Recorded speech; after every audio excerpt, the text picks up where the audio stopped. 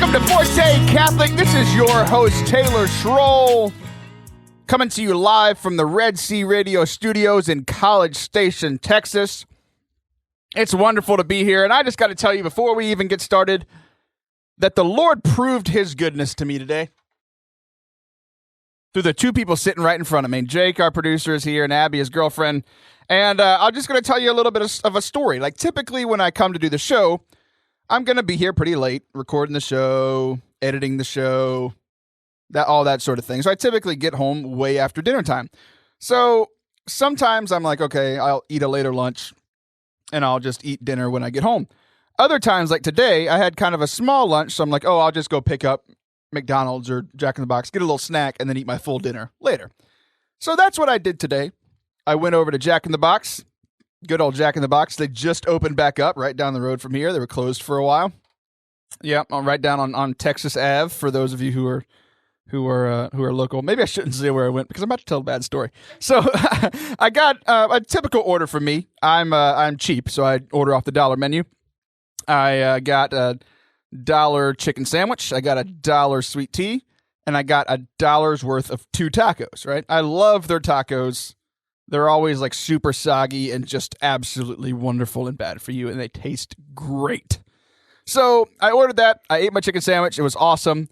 And then I bit into the first taco, and it tasted like cardboard. It was absolutely terrible. It tasted like they made those tacos a few months ago before they closed, and then they just opened back up and served me those tacos because they were backloaded. So I was like, oh, maybe it was just a bad one. So I tried the second one. I did tried the second one, had a bite of it, and if I'm sick for the next few weeks, you now know why. If I die, go find Jack in the Box. I'm just kidding. Jack in the Box, don't sue me. All right. So this is how I know the Lord is good. That's kind of a weird thing. I know the Lord is good because of bad food. No, that's not why I know. It's because I didn't know that my food wasn't going to work. Jake and Abby didn't know that my food was going to work, but they do know that I'm typically always hungry. So they brought food, and they often bring food to the studio. And I just like nibble off of, I get one person's chicken here, a couple of fries there. Abby's a girl, so she never finishes all of her food. So I typically get like half of hers. But today, like they bought me an entire meal. So Abby and Jake, thank you. I know that for the first time in many, many weeks, the Lord is working through you. You're welcome. You are just absolutely the best. The cutest couple I've seen in the last 30 minutes. So God's good to me, and I hope he's been good to you guys out there listening. It's we have an interesting show here today. So last week, I put out on Facebook and Twitter, like asking, okay, what topics do you guys want to listen to, or want to hear about? What questions do you have for me about the Catholic Church or about anything in my life, whatever? And I want to talk about those on the show. And I did this for 2 reasons. Number one, like I really want this show to be for you guys. I want it to be beneficial for you. I want people to get something out of this show to accomplish the actual goal of this show to help people grow in their daily walk with Christ. And if I'm talking about something crazy that you don't care about, you'll probably tune out and it won't mean anything to you. So I love when there's this fans of the shows and fans of the show interact with the show and are able to tell me like, this is what I'm interested in. And these are the questions that I have. The second reason was that I was out of ideas. I was like, I have to do 2 shows in 24 hours because this show that you're listening to now was actually pre-recorded a week ago, and I'm also recording last week's live show tonight as well. I know you're probably confused now, but the whole point is that I'm recording 2 shows in one day, so I had to get a lot of content out in a very brief amount of time. So I put this question out, and I got some really, really cool questions, ranging from the silly all the way to the very, very serious and very difficult. So I'm going to tackle some of those now. I got dozens of responses from you guys, either through social media or people texting me in response to what they saw on Facebook and Twitter, that sort of thing. And I just want to, first of all, thank you guys because, man, really good questions that I think a lot of people probably have and will be beneficial for a lot of people. Some of the questions were like difficult and tough questions. We're going to tackle some of those today, but some of them were a little over my head. I have a very large head and a very tiny brain. So there are topics like explaining natural law, explaining metaphysics, and the topic of logic. I'm not smart enough to do that, but I'm still in your corner. I've booked some guests to come talk about those topics. One person is going to call in from Rome over the next couple of weeks, maybe next month, and answer this question, some of these questions, because this is what he's studying over in Rome. So when in Rome, do as the Romans do. That doesn't connect at all. So so the point is that there are some of these questions, all of these questions, we are going to get answered in some way today, next week, last week, the next few weeks, that sort of thing. So if you don't hear your question answered today, check the podcast last week because we answered some of them then, and check the podcast or listen live over the next few weeks. And we will get to your questions because I really do appreciate y'all being involved with that. So the plan for today, this first segment, I'm just going to go through some of these questions and share some of my thoughts on them. And then our interview today is an absolutely wonderful guy from Catholic Answers, Mr. Trent Horn, Catholic apologist and author, speaker. He is our first ever repeat guest on Forte Catholic. He was on way back on episode 20 on Valentine's Day. And he has a new book out called Why We're Catholic. That's it, Why We're Catholic. And we're going to talk to him about his book. And this book really reaches out to people who, whether you're, to just about anybody, whether you're a practicing Catholic, a fallen away Catholic, somebody who's agnostic, doesn't care about the faith, whatever. This is a great book, and it's written in ways that aren't confrontational, that aren't very, quote unquote, defending the faith, coming off that way, but really sharing the faith in a way that's like, this is why I'm Catholic and why I love it. So I'm looking forward to that. And then in the last segment, one of the things that's going to be kind of a theme for this show is the importance of relationship in these conversations. If you're trying to share the faith with somebody, or you're trying to share the faith, one of the questions is about parenting and grandparents of people who have fallen away from the church. One of the important things to keep in mind is that relationship is really important. People don't care how much you know until they know how much you care. So really being able to have real relationships with people, whether they're believers or not. So one of the things that we're going to do, just to kind of add some levity to the show, because it is kind of an intense show with some of these difficult questions, we are going to also answer some questions that I got from the internet. And me, our producer Jake, and a couple of the other guys and gals that are on the show very regularly, we just want to have some fun and get to know each other a little bit more and help you get to know us a little bit more. Because a lot of times, if I'm just sitting up here either talking to myself or talking to the two people in the studio listening, there's people out there just listening to me talk to myself, right? And you've probably gotten to know me from listening to the show. But you're gonna get to know me in a very new way today, and get to know our current producer and some of the other characters we have on the show. So let's dive right into this. One of these questions, we're gonna start off kind of serious. So I got two questions that are kind of similar, and I'm not gonna be able to give you a full answer today. It's not in the breadth of what we have to do, and so many of these things are so many of these situations are vastly different. But here's the questions. One from Evelyn Nightingale, who I know is a grandmother in my home parish. Wonderful lady, serving in the church. I was the youth minister for two of her grandkids. Just a great family. And she asks, what can parents and grandparents say to bring their kids to Christ? It's a wonderful question. And then a similar one from Becca Landry, who's on the staff with me over at Ablaze Ministries. She said, how should parents talk to their kids about prayer experiences?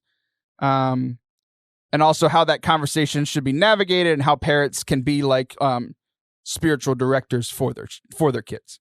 So with those two questions, I'm just going to lay the groundwork for some of these things that'll give you kind of the backdrop, things to keep in mind as you're trying to wrestle with these things in your real life, because these situations are vastly different. Some people will interpret what you're doing as trying to, and they'll be pushed further away from the church. But Abby's actually in here. So Abby is, as Jake's girlfriend, she has a really interesting story about why she's really involved in her faith. So who was it? It was your grandma? Yeah, so I was really, really little, and my grandma told me one day, she was like, well, if you're not a Christian, then you're going to go to hell. And I was like, no, I don't want to go to hell. and then what happened? And then I became a Christian. Okay, so now you're a practicing Christian, practicing Catholic. So, like, that is one avenue. I will tell you that is the exception to the rule. That is definitely not the most common way that people are brought to Christ. But it does go to show that literally every situation is different. So let's get into some of these, some of the more Forte Catholic approved ways to bring people to the church. The number one thing is that it's not an easy, simple formula. A lot of times on Catholic radio shows or in talks, in homilies or whatever, people can be like, this is the Trinity, point 1, point 2, point 3, or this is what the Eucharist is, point 1, point 2, point 3. This is not going to be like that. It's really difficult. Every kid is different. Every parent is different. Every situation is different. It's really not the same for everyone. So I can't speak to your individual circumstance, but I do have some things that I'd like to share from you, from my own thoughts, and from, I actually, because this is a tough question, I reached out to some of my inner circle, some of my really close ministry friends, and I'll share what they have to say too. So the first and foremost thing that I'd want to share with you, and I asked, we do this thing with the Blaze Ministries called Beyond the Pew. It's a video resource every week that comes out for parents. So if my answer is not sufficient for you, which it probably won't be, because I can't dive into everything we've tackled, we have hours of content on growing and being a parent or grandparent, guardian, whatever. It's we say parents, but obviously we know that there are. If you are taking care of a young child, you are essentially the parent, right? So, I reached out to the team at Beyond the Pew and another friend of mine, Alex Gote, who's been on the show, and it was really interesting because this is the first thing that I had planned to say, and they all, when I asked them, what can parents and grandparents say to bring their kids back to Christ, they all said something very similar. Number one, share your experience, your joys, and your life with them before theological arguments. So before going to a kid, let's say a kid is like, I don't believe what the Catholic Church believes. So a lot of people will be like, well, the church is great because this theological point, this theological point, this theological point. It's like, my guess is they've probably already gotten that. If they've left the church or they've left Christ. Now, there are some kids, obviously, who have never been around church. But my guess for this listeners of this podcast is that it's kids who have gone to church before. So they've gotten theology. They've learned what the church teaches. But the most important thing we can do is share our experience, our joy, and our life with them. And the way that Matt Rice, who's on Beyond the Pew, said this, is that the number one thing that you need to do is fall deeper in love with Jesus yourself. So as the parent, guardian, the number one thing that you can do to help bring your child to Christ, grandchild, whatever, is to fall more deeply in love with Jesus Christ yourself. Because faith lived out authentically is attractive. They will be attracted to you being Christ to them. So the closer that you grow to Christ, the more you become like Christ. And the more readily available God will be to work through you to help lead these young people to Christ. Alyssa Trutter, another member of the Beyond the Pew team, she said, practical thing, don't make faith the only thing that you talk about with someone who has fallen away from the church. Talk about other things. Talk about life. Talk about sports. Talk about their friendships. Talk about whatever, because a lot of times it's just like they want to know that you care about them. So that's the primary reason for doing that. But also, if they're having trouble with friendships, you can speak into their friendships, giving them help and guidance in their friendships from a Catholic point of view without beating them over the head with it. And when I'm thinking of whenever I was a youth minister in my home parish, we me and the other youth ministers in the area would go to the public school after school on Wednesdays and run a program for them. And the principal didn't want us like preaching or sharing from the Bible. But what we did, we're all youth ministers, pastors, whatever. We shared the truths from the Bible. We just didn't say they were from the Bible. We were still able to speak into, this is how you be a leader, a good friend. This is how you do, being able to say like, this is what good Christians do without saying that this is what good Christians do, right? I also called our good friend Alex Gote, and he said the number one things that he would like to share with you is that you as parents are not Jesus. And I think this might give you a little freedom because a lot of times people in this situation feel the weight of, these are my children, and I have been tasked with leading these young people into Christ. And like that is true to an extent. You have been tasked with that, but you're not Jesus. You're not their savior. Like, and he was adamant about me reminding you that like even when Jesus was on the earth, people rejected him. And we have to think about this in ministry all the time. It's like we can go around and do youth ministry or pastors can, give great homilies, but still like we know what the numbers are. There are still people not involved in their faith, still people falling away from the church. And it's like, can we be doing things better or have skills and things to be able to better serve people? Absolutely. But ultimately, when it comes down to it, like Jesus let people walk away and he still loved them. And like sometimes parents have to allow their kids to walk away, just as God the Father does. He allows people to walk away from him. But what is his desire? He still desires to bring them back. He still desires to bring them back into the fold. So I only got into like one of these questions, and I have about 4 more points on this. But the big thing that I want to leave you with is there's a ton of resources on beyondthepew.org. You can Google it, put it in your search engine, whatever. There's a new video that comes out every week to help parents lead their kids to Christ. There's a great one from Matt Rice about how to pray with your kids, about sticky faith, about having conversations with them. So Trent Horn's actually going to help answer some of these questions in the next segment. We will be right back.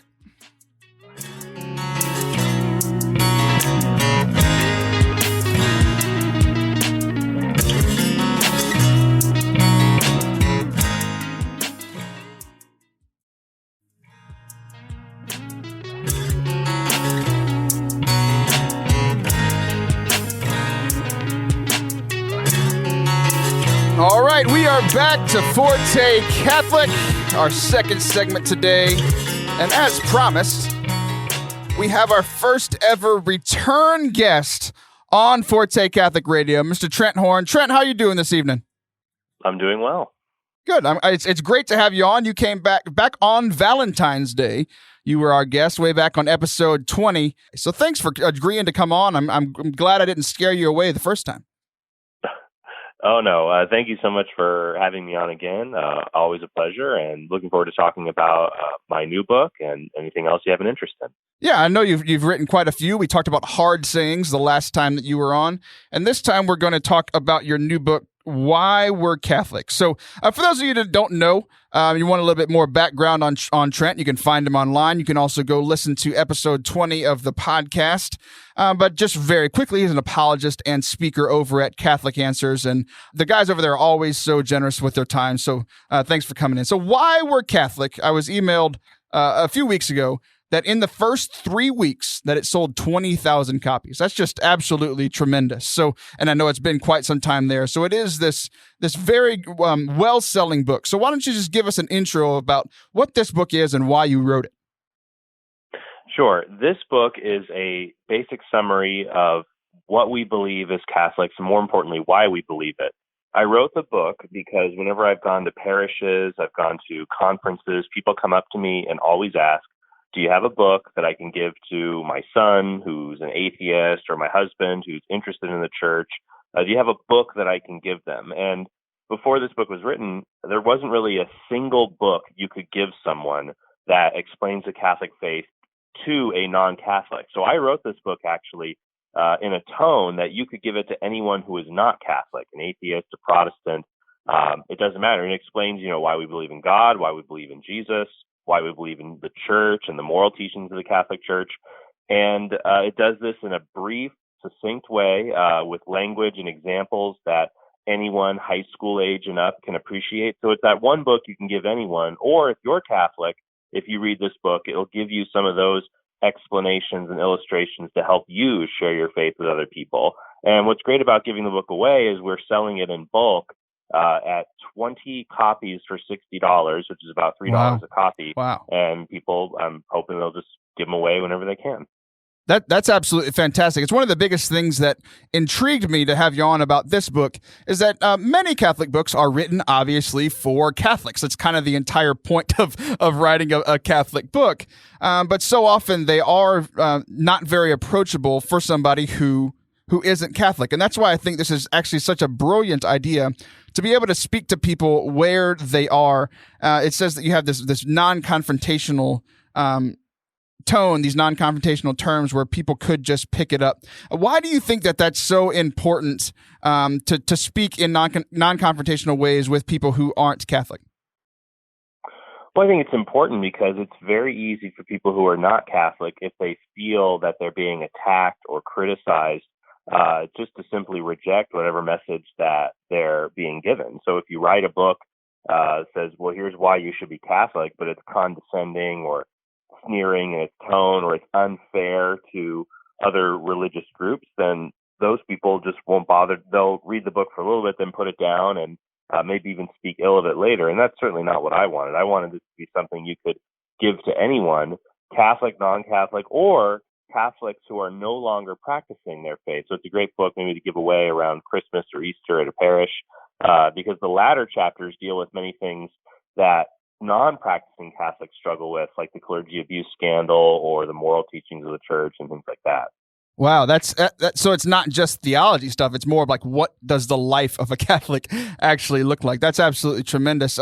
Since you brought it up, I know a lot of people. I was just asked earlier today, actually, about how to address the pre-scandal stuff. I know you probably go in depth in your book, but in a shorter version, how would you tell people? How would you talk to people who come up and that's one of their big hang-ups with the Catholic Church? With any kind of scandal, whether it's the clergy abuse scandal or any scandalous behavior on the part of a Catholic, past or present, there's three approaches I take sequentially. First, I acknowledge whatever the scandal is, and I don't try to minimize it. So I don't try to whitewash it, put it under the rug. I'll say if something really bad did happen, or a Catholic did something terrible, I'll say, yeah, that is really bad. They shouldn't have done that. And if it's a priest, a bishop, or even a pope, if they are guilty of breaking the law, then they need to be held accountable for their actions. Absolutely. Second, so after acknowledging the scandal, I try to zero in on an important moral principle, which is that bad people can still be right about things. In organizations, groups, religious institutions that teach the truth, that truth is not dependent on the actions of some members. So I try to use examples in the secular world to make my point. So I might say, for example, imagine a person who goes to see a doctor and the doctor commits malpractice or the doctor abuses them. And that person would have a very awful experience, obviously, but it wouldn't justify them saying, well, I'm never going to see a doctor again, or I'm never going to go to a hospital again. Because even though one member of that institution harmed them, that doesn't negate the truth that that institution has the means and the medicine to keep them healthy and save them from sickness and disease. Right. Likewise, the church, even if a member of the institution of the church might harm someone in sin, that doesn't take away the fact that the church has the cure for sin itself, which is salvation through Jesus Christ. And then finally, I try to, once I've got that moral principle understood, I try to then go to the factual elements and say, it's important to recognize also that some parts of scandals, like take the clergy abuse scandal, they're misunderstood. We're not talking about the majority of priests involved in a scandal. We're talking about a tiny minority, events that happened decades ago, and the church has instituted reforms to prevent this from happening again. And this is also behavior that is not just a Catholic thing. You wouldn't say, well, I can't be Catholic because look at all of this abuse that's happening. Well, mankind is sinful. And so things like sexual abuse, you will find that in Protestant churches, in Jewish temples, in football locker rooms, in public schools. You find that everywhere because you find sin everywhere. So the answer to that is to turn our lives over towards what God has given us to free us from sin, which is his church and the sacraments and our faith. So that's basically the approach I take, and that's summarized in chapter 16 of Why We're Catholic, if your listeners are interested in reading more on that subject. Yeah, I'm sure, especially after hearing not only that answer, but some of these other topics that you address in the book. These are the things that we often struggle with. I put out to my listeners, just what are some topic ideas from you guys? What are some questions that you have? The priest abuse scandal was one of them, and some of the other topics that you are covering in this book, like you mentioned earlier, sharing the faith with your kids or your grandkids that aren't into the faith.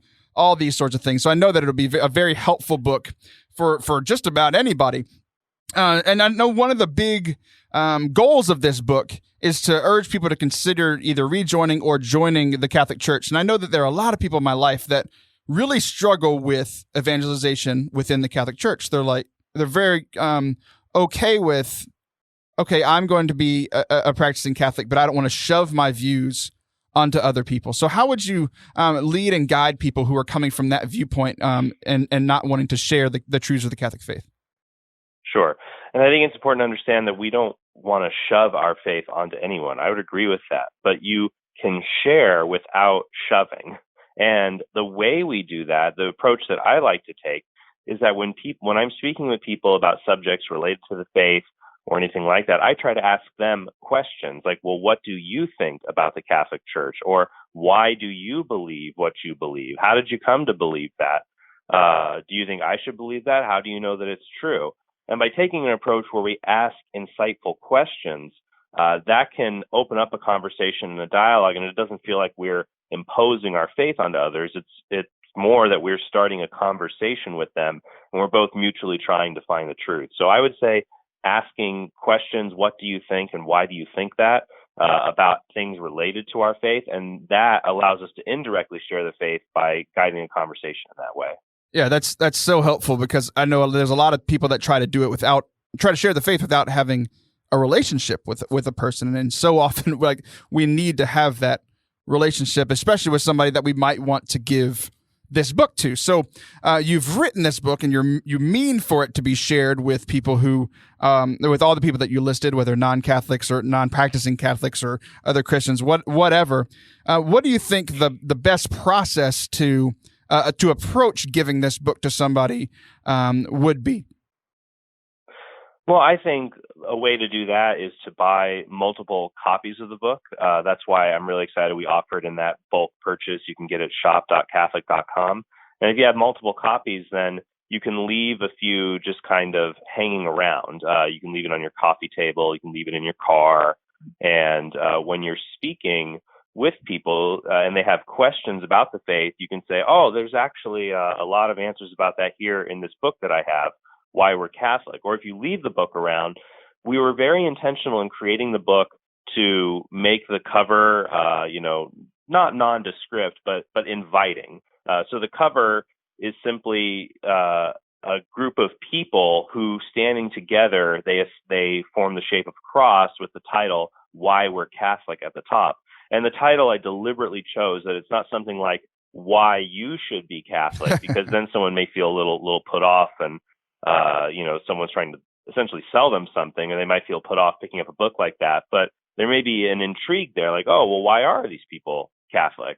And then they might start flipping through the book that you've left out in your car, in your home. And you can say, hey, you can have that if you want, because you bought a bunch of them already. And then you can ask them follow-up questions if they've had a chance to look at it, and let a conversation go from there. Well, yeah, thanks for sharing. And I know that this book must mean a lot to you as a convert, that you must have great insight into this process of knowing what questions are really hang-ups for people, or what questions are holding people back from joining the church. So first of all, what were some of the things that were holding you back, and do you address many of those in this book? Sure. Now, during my conversion process, I was not religious. So I first had to come to the conclusion that Jesus of Nazareth was who he said he was, God incarnate and rose from the dead. So there's actually 3 chapters dealing with who Jesus is, the Trinity, and the resurrection of Christ. And so I think those are very important chapters for someone who's not even Christian to read, whether they're another religion or if this, in general, they call themselves spiritual but not religious.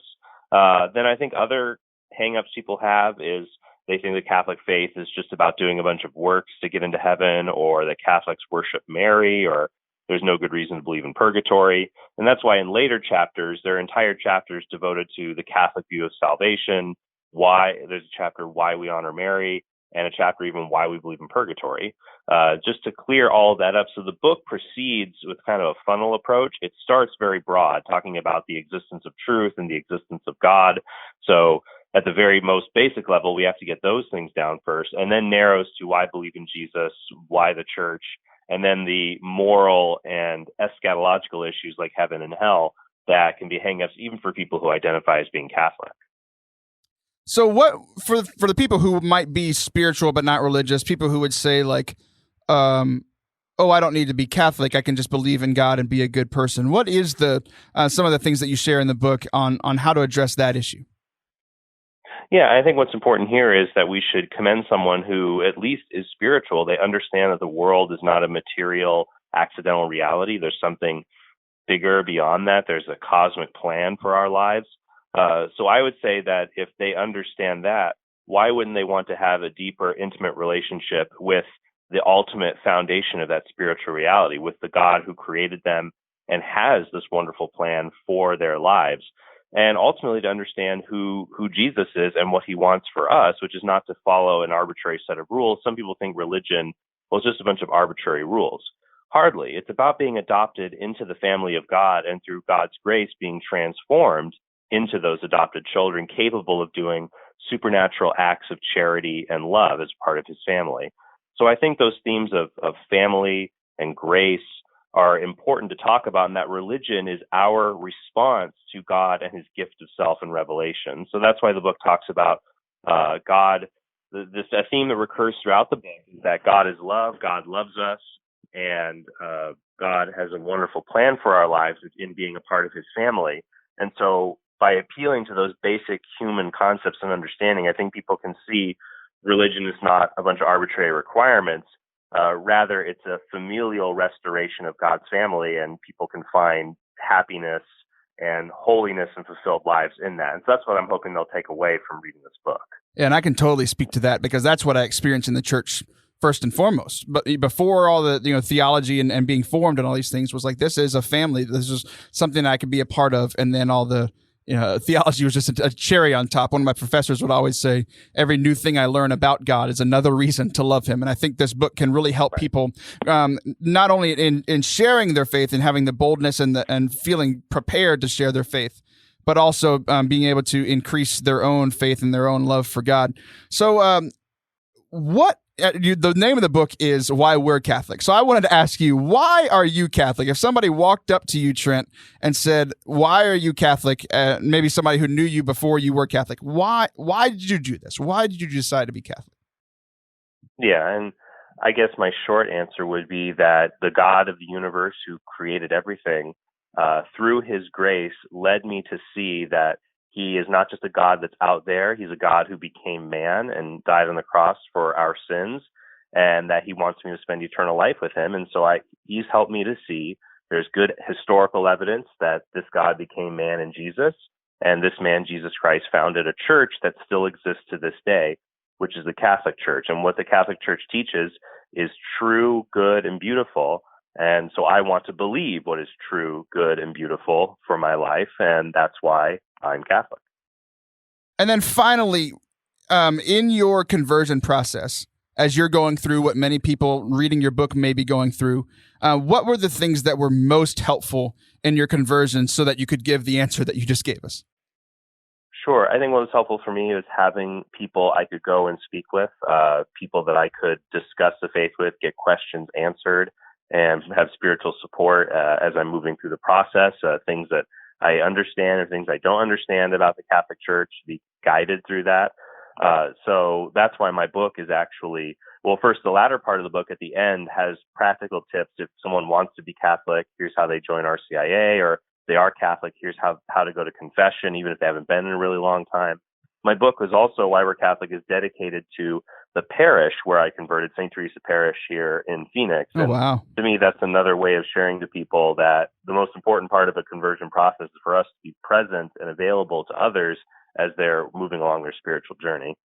Well, Trent, thanks so much for your ministry to the church, for coming on the show, for writing this book that I know is going to be helpful to so many people. If people want to get connected with you or buy the book, what's the one place that they can go to find everything that you got? Sure. They could go to my website, trenthorn.com, but if they would like to get a copy of Why We're Catholic, I'd recommend they visit our shop website, shop.catholic.com, or that's where you can order the book in bulk, and they can also order the book at an online book retailer or at a local Catholic bookstore if they just search for its title, Why We're Catholic. That's so great, Trent. I'm really excited for people to get their hands on this book.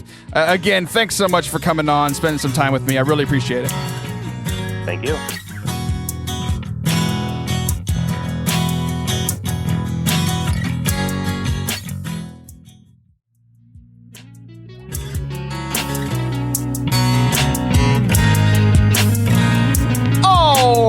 As promised, we are back for our final segment of the day.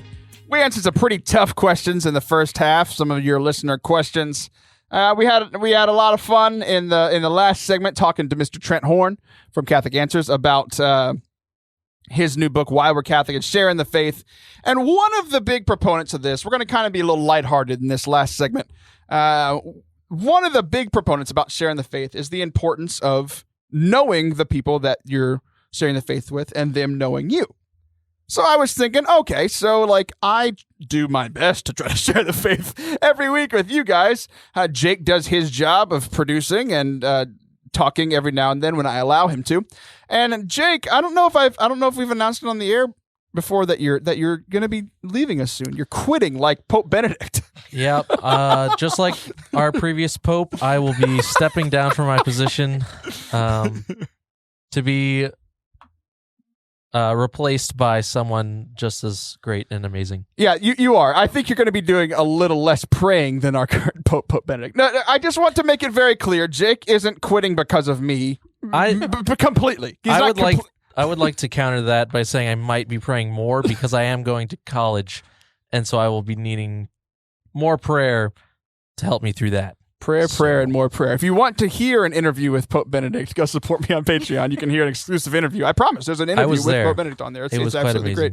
Go check it out. But yeah, you're going off to school. So I wanted you to get to know not only me, but our friendly producer here, Jake, and also somebody who's been on the show before a few times, who used to be very, very afraid of a microphone, and now she absolutely rocks it, like I always knew she would because she's awesome.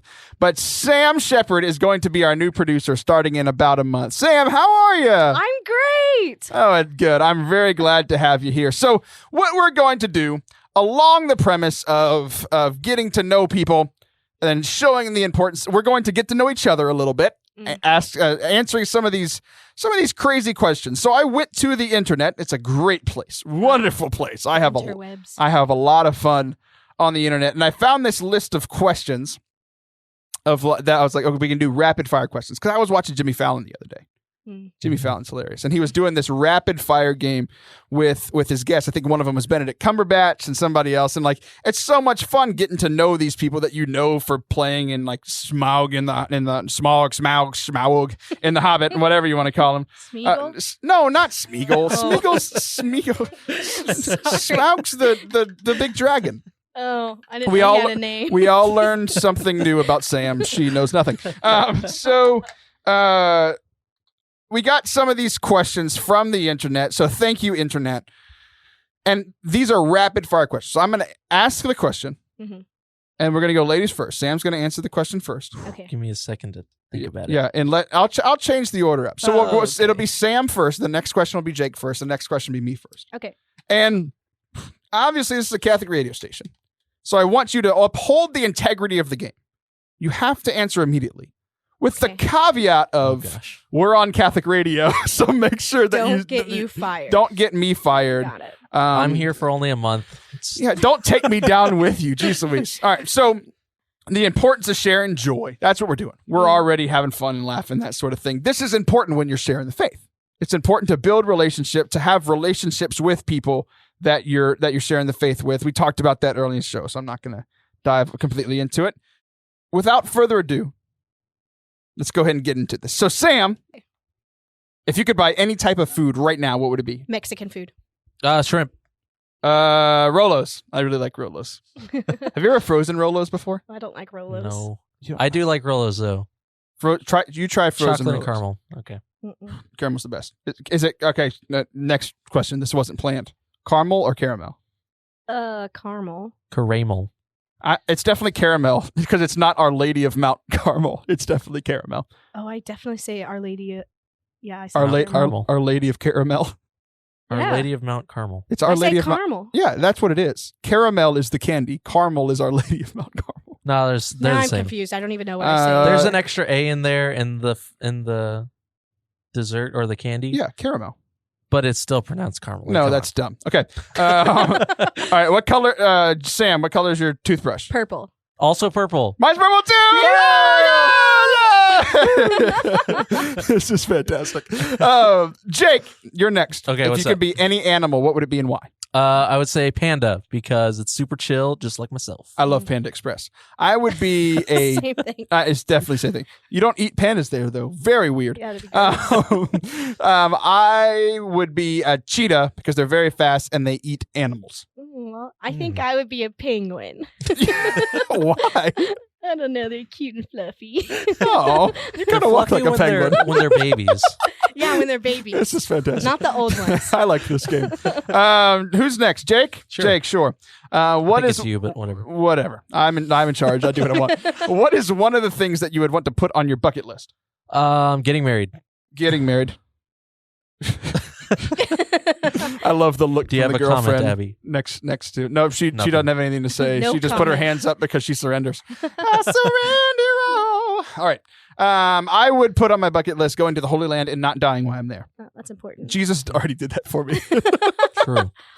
I think I just want to travel. I just want to go everywhere, be everywhere, see everything, do all the things. If you could, what is it called? Okay, so bilocate, trilocate, quadlocate. What if you could locate to all the locations?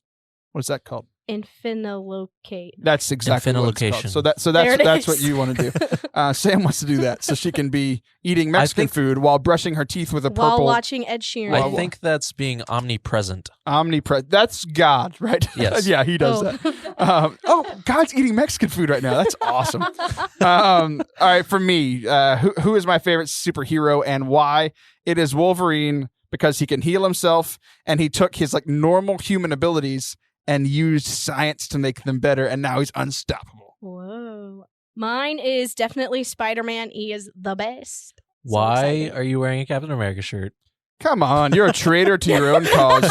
It's all Marvel. It's fine. Fair enough. I also chose Spider-Man. I That's still haven't seen The irony of that, like that in movie. Civil War, they fight against each other. Yep. Spider-Man I and know. Captain It's America. so funny. Yeah. Sad.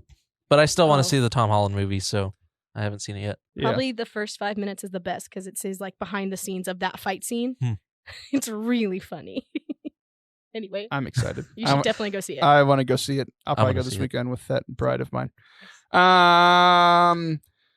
Sam, you wrote a blog recently about Spider-Man, didn't you? I did. Okay, I haven't read it yet. I admit. So Okay. why don't you tell me about it so that I don't have to read it? share, So you don't have to read it? Share with our friends. Why did you write a blog about Spider-Man? Yeah, he's my favorite. So I was writing about him and I was actually sharing a story about how much I love Spider-Man. And then someone said, Sam, aren't you like terrified of spiders? And I was like, yeah. And so then they were like, you should pray to the patron saint of spiders. And I was like, is there a patron saint of spiders? And I looked it up and there is a patron saint of spiders. Saint Peter Parker. Nope. Oh. And so Pietro Parker, actually. Yes. Oh. Not quite. He's from Close Italy. Yeah. And so I looked it up and it's Saint Felix. So my blog is about the real Spider-Man, Saint Felix. That's awesome. I was really hoping it was about Tom Holland Spider-Man, so I'm a little disappointed. I but hadn't seen it at that I point. guess I shouldn't be because, I'm Catholic and I have a Catholic radio show, but I really like Spider-Man. Kudos to you. All right, you're next. Who do you admire the most? Me. Moving on. Okay. I'm just kidding. When you said that, the first person I thought of was my mom. That's the first person that popped in my head. So. That's nice because she's out in the car waiting for She you to finish is. this interview. She loves me. She loves me. She loves me not. She loves me not. I don't actually know, but I guess my brother, because he's really awesome. Up in North Dakota, gonna get married next year. Mm. He's a pretty cool dude. I get to see him in a week. I'm excited. That's wonderful. And you get to get a Nintendo 3DS game back from him that I've been wanting to borrow That's for very months. true. So I'm selfishly excited that you're going to see this person that you admire. I admire myself a lot. I'm just kidding. That's what you all expected me to say. I admire quite a few people. A lot of them are like Catholic speakers who I try to emulate. People like Annie Hickman, Jim Beckman, a lot of these big speakers because like I want to be them. So that's mine. We'll go to Jake for this one. What's your favorite summer activity? Blob. The Blob. Yes. That was a lot of fun. We talked about the Blob in our Camp Basic episode a couple weeks ago. I just recently went to Texas Conquest Camp and they had a blob there, and I got to blob my girlfriend's brother about 20 feet in the air because the weight difference is not what it should have been.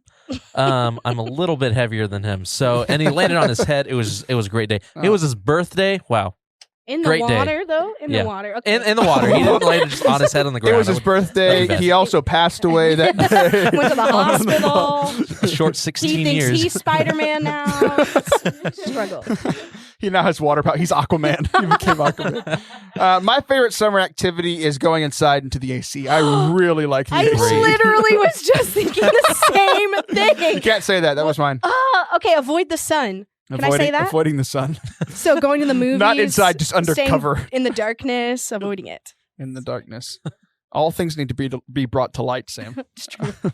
I guess it's me now. If a movie was made for your life, what genre would it be and who would play you? It would be a comedy and Jim Gaffigan would play me because Wow. a lot of people think that I look like Jim Gaffigan. I could see it. Yeah. Yep. Wow. I went to a wedding this weekend and there's a girl who came up to me and poked me and said, "Hey, Jim Gaffigan, tell me a joke." So I said, "You're ticklish," and I tickled her under her neck.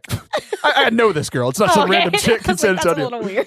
All right. What about you, Sam? I think mine would be a comedy as well. I do a lot of silly things. And the first person I thought of to play me is Raven. Queen Latifah. Oh, I didn't think of Raven Queen Simone. Because you Latifah. I thought of played Raven. Queen Latifah That's true. In in Hairspray. Hairspray, yeah. Yeah, I did do that when I was in Hairspray. Raven Simone. But she looks like me. Like when I was a she's kid. crazy. Well, she Well, was now, but That's crazy when I was Raven. Oh, that's such a good show. I used to love that You show. didn't keep singing. I thought you were going to. I always went, oh, snap. You didn't see that feature coming, did you? I didn't. That's a Raven joke. Oh. 4 people appreciated that. What about you, Jake? mine would be a very serious drama. I don't know. Because I've had a very serious life. Taylor, who would play me? The same person that played the sloth in Ice Age. That's your character. Thank you. Tell us a joke. That's awesome. That was probably the best part of that movie. All right, did we all answer that? Yes. I think we all. Favorite Sam, favorite cartoon character and why? Oh gosh, the first thing I thought of was Powerpuff Girls. This is what happens when you make me think really quickly. It probably is not even the right answer. Yeah, I had a long conversation with somebody about if it was Powerpuff Girls or Powderpuff Girls. Power. Powerpuff Girls is a cartoon. Powderpuff Girls are a group of girls playing football. It's true. Correct. All right, what about you, Jake? Timmy Turner from Fairly Odd Parents, Fairly Odd because Parents. that was literally my childhood and my favorite show growing up. I thought you said Tina Turner for a second. I was No, like, what? On so many levels. What? Timmy Turner. Timmy Turner. Mine would be Ash Ketchum because I don't know what that is. from Pokemon. Oh. He's the main guy in He's the main Pokemon. guy. I am convinced. Right. So heaven is perfection, right? It's the fulfillment of all of everything that we need. Some people call it the beatific vision where you see God. I am convinced that I will spend the beginning of my eternity in In heaven? in No, the Pokemon purgatory. universe. I baited you into that one. I will spend the beginning and probably the majority of my eternity in purgatory. But right after that, right when I get to heaven, I'm going to be like, oh, whoa, what's up, Jesus? And like give him his bro hug, and we'll have a secret handshake that we've never practiced, but it will be perfect because we're in heaven now. Right. And then he will send me to the Pokemon universe, and I will be a Pokemon master for the first few years. Of being in heaven. Who would be your starter? My dude, it's not even a question. Charmander. No. You're just thinking first gen. Mudkip. Third gen, Oh, gosh. best Pokemon. I don't even know what's happening Good. at all about this. This is Neither do half of our listeners or more. not my element. Yeah, I can see when people tune out of the podcast, and it was just a second ago. All right, are you Jake Yes. or me? I'll answer. Are you Sure. a morning or night person? I'm definitely a night person. I hate waking up. Waking up is literally the worst thing that I do every day. Wow. I love staying up late hours into the night. All right, Sam? I am more of a morning person than I am a night person. That's hard to believe. Really? Yes. I think I work better in the mornings. You're always Oh, so okay. grumpy. when I get to the afternoons, I guess so. that's when I want to go see a movie. I would say that I'm also a night person, like you, Taylor. Unless I get enough sleep, then I can like do things in the morning. But most of the time, I can stay up pretty late if need be. What's crazy is like working in the church and like leading worship a lot. Like when I was a music director, my voice literally doesn't wake up until about 10 or 11 o'clock in the morning. Mm. And I would sometimes do 2 masses by that time. I did like the 8 o'clock or 9 o'clock mass, and then the 10 o'clock mass. And then, so like I got better as the day went on. It's like 8 o'clock mass was like, Those two here I am, those Lord. two groups of people come together. It's like I just love it when Taylor sings. Like, are you serious? I can't even He's terrible. stand that man's He voice. should never be allowed in the church, period. They're probably all asleep, so they don't know. So Yeah. they're okay. That's It's true. fine. Okay. Jake, what is one thing that annoys you the most? Gosh. I don't know. When people like pinch my nose. That's so random. It's just because it happened recently, and I just hate it. That's the.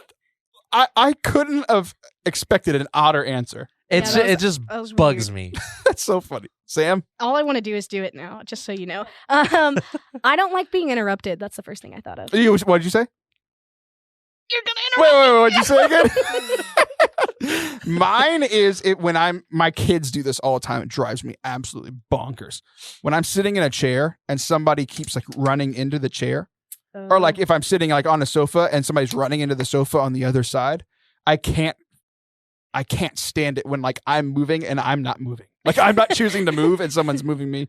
I absolutely can't stand it. So I hope you guys had fun. I had a lot of fun. I think we had a lot of fun in studio. I hope that was fun for you out there listening. Got to know us a little bit better.